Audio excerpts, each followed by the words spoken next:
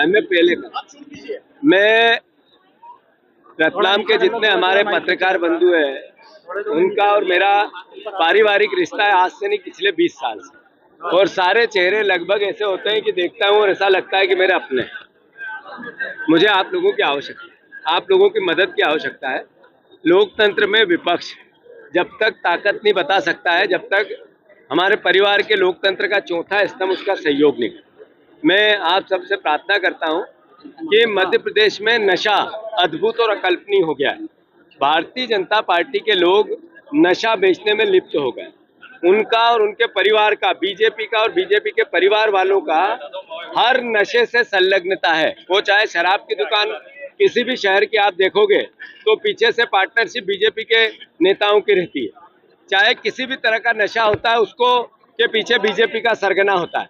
अपने मध्य प्रदेश को हम सबको बचाना है।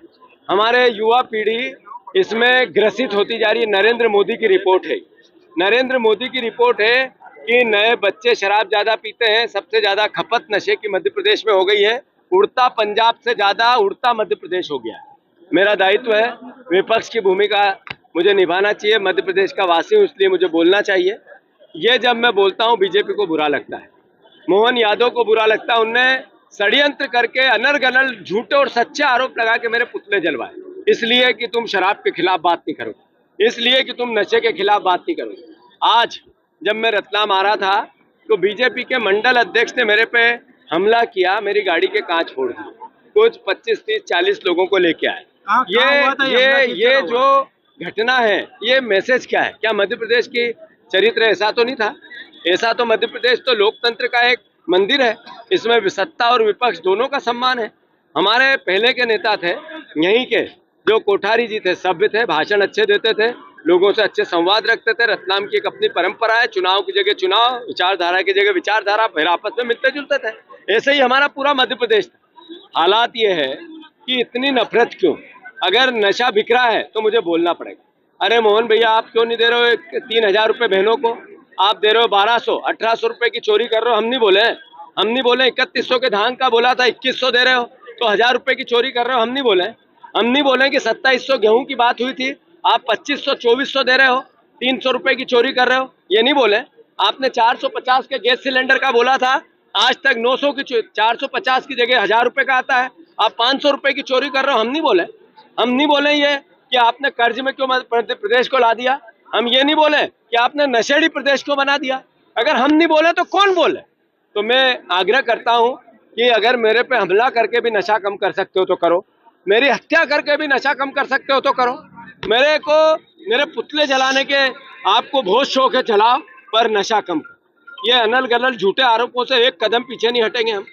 हम इन आरोपों से लड़ेंगे और जनता के बीच में जाएंगे और जनता को साथ लेंगे। यही नज़ारा रतलाम का है। मोहन यादव जी, मैं अभी 7 शहरों में गया हूं जब से मेरे पे आपने हमले चालू किए। हजारों की तादाद में लोग साथ आते हैं। ये मैसेज दे रहे हैं आपको कि आप गलत तरीके से विपक्ष को दबा रहे हो। जो हम पे हमला करते हो, जनता उसको देख रही है, सबक सिखाएगी आपको। नरेंद्र मोदी 35 सीटें चोरी करके देश के प्रधानमंत्री। मध्य प्रदेश, महाराष्ट्र, हरियाणा, तीनों राज्यों में चोरी की सरकार है। वोट भारतीय जनता पार्टी 2014 के बाद राज्यपाल के जरिए 5 राज्यों की सरकारें गिरा दी। उसके बाद 500 से ज्यादा विधायकों की मंडी लगा दी, जिसमें 50-50 करोड़ के आरोप प्रत्यारोप लगे। कई राज्यों के, मध्य प्रदेश में उसमें से एक था।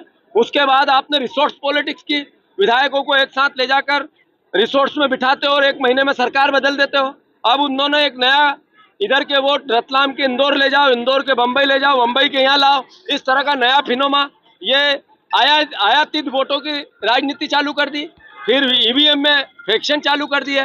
एक नया कानून आ गया है कि 30 दिन से ज्यादा अगर कोई जनप्रतिनिधि अंदर रहेगा, सांसद, मंत्री, मुख्यमंत्री, तो वो पद छोड़ना पड़ेगा। ये ना मैसेज क्या है? चंद्रबाबू नायडू को डराना है, नीतीश कुमार को डराना है, ये बैसाखी की सरकार को बचाने के लिए सांसदों पे कंट्रोल करना है। ये लोकतंत्र पे इस तरीके के हमले होते रहेंगे तो देश का विश्वास बचेगा कैसे? एक दिन क्रांति आ जाएगी। लोगों को अगर वोट पे भरोसा नहीं रहा, एक भरोसा क्या है, देश को बांधता है वोट, और वोट का भरोसा वो खतरे में है। राहुल गांधी जी उसकी आवाज उठा रहे और हम सब उसके साथ हैं। हो कि नहीं हो भैया? धन्यवाद। अब पूछो। शांत।